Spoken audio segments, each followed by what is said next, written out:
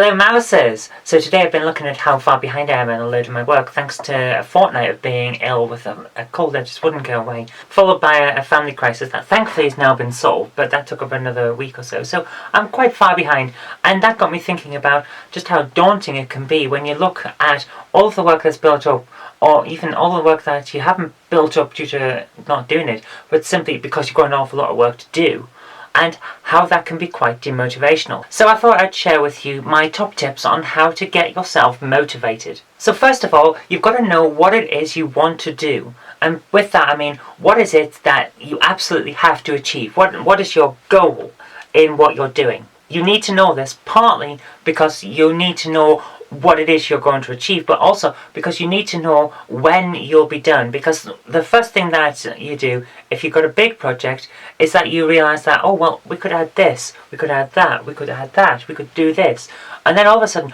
you've got not just a project, you've got a huge monster that you can't possibly fight. And that's not good for you, because that'll become even worse for you than just not really setting out your goal, because it becomes something that you can't finish. What you need to do in order to keep yourself motivated is have a clear end point. So write down what it is you want to achieve and stick to it as much as you can. So we start by setting out this clear end goal, but more importantly, we make sure that's actually achievable. Can you do what you set out to do? And I don't mean, oh, I'm not sure I have the skills to do it now, because you can develop those. Or, I'm not sure I can code this new piece of software, because you can learn to code. As long as it's actually possible for this thing to be achieved, go for it. I've decided to go to the moon. Good, don't come back. But writing down your goal isn't the final step, because just seeing that one step on the page, when you write it down, it's not going to keep you motivated. Especially if it's a big task like writing a book, learning to code a computer game, or learning a musical instrument, something like that. You'll need to work out some intermediaries in order to keep yourself moving along. And I'm going to use the computer game example again here. So an intermediary set of steps on the way to your end goal is like the quest line on a computer game. You start out with a clear goal in mind and you're going toward that, but you get something that you can do along the way, and then something you can do along the way, and all of that builds and builds and builds and builds until you get to your final goal. And what happens when you get to your goal is that you find that you're far more skilled or far more ready to take that final task on than when you started. Because when you have these intermediate steps, what you're doing is actually breaking down a big goal into lots of smaller goals. So let's say that your goal was to learn a musical instrument. We can split that down into several steps. First of all, you're going to need an instrument. It doesn't have to be a fantastic one. I don't recommend that you start learning guitar by playing a Gibson Les Paul or something like that, because that's like learning to drive in a Ferrari. It's going to be a bit tricky. So just get a musical instrument and make sure that it's one that you can actually learn to play on.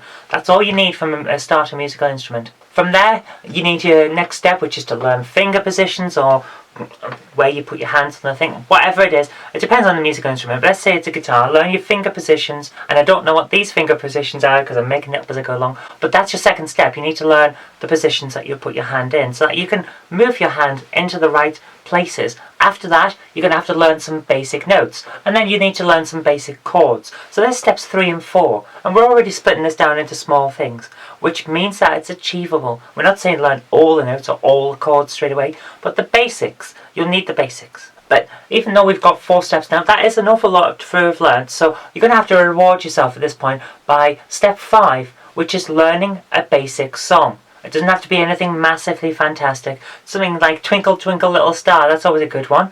Learn that and start to play it. And then, my goodness, you're already playing a new musical instrument. Not bad, step 5 already. It's out of tuning, you suck. Tuning is step 6. Now, if there are more than 2 steps in your goal, you're going to lose these from your head pretty quick. You're going to forget them. So, the best thing at this point is to actually write them down. But don't just write down what you want to do, because that doesn't always work. Let's do it a little bit better, a little bit more special, because it will help with your sense of achievement.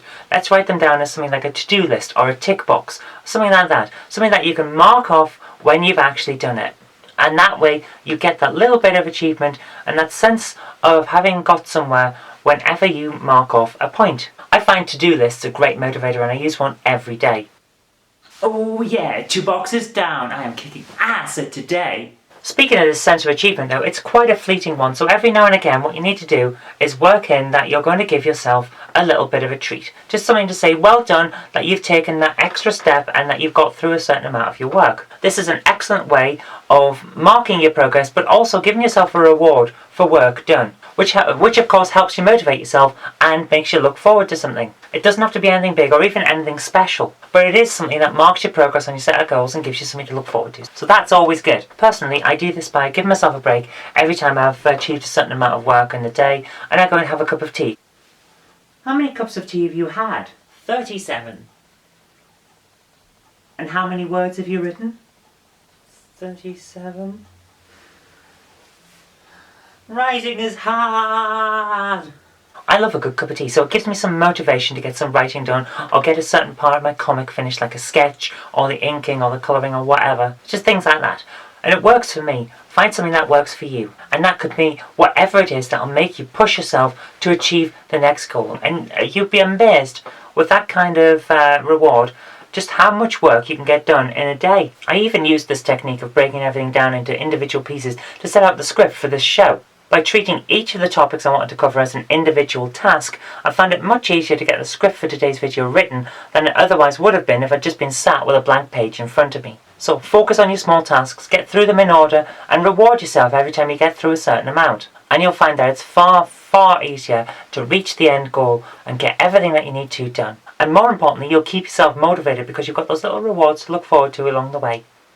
Anyway, that's all I've got time for today, so thank you very much for watching. I hope you did like this, and if you did, remember to click the like button, share it with your friends so that they can see a good bit of advice too, and do subscribe for future videos because there will be more in the future.